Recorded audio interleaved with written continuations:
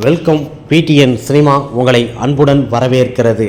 Tungsten சுரங்கப்பாதைக்காக போராட்ட களத்தில் அரியம்பாடியில் பிரேமலதா விஜயகாந்த் தேசிய முற்போக்கு திராவிட கழகத்தின் தலைவி ஒரு ஜான்சி ராணி போலவே அன்றைய தினத்தில் போராட்ட களத்தில் மக்களுக்காக களத்தில் இறங்கி போராடினார்.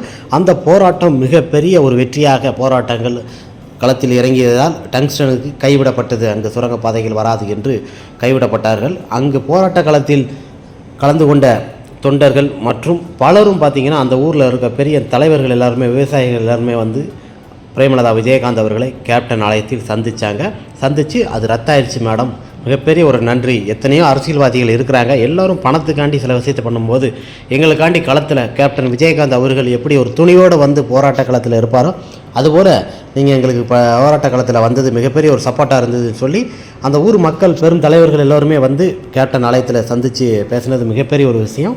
இது என்னென்னா, பொதுவாக எந்த ஒரு அரசியல் தலைவர்களாக இருந்தாலுமே எந்த ஒரு விஷயமா இருந்தாலும் அந்த ஓட்டு போட்ட உடனே அந்த பிரச்சனை முடிஞ்சதா இல்லையான்னு பார்க்க மாட்டாங்க, போயிடுவாங்க. ஆனால் தேசிய முற்போக்கு திராவிட கழகத்தின் தலைவர் பிரேமலதா விஜயகாந்த் அவர்கள் கேப்டனை போலவே, கேப்டனும் இப்படி தான், எந்த ஒரு பிரச்சனை ஆனாலும் ஒரு துணிவோடு சந்தித்து பார்க்கக்கூடியவர் தான்.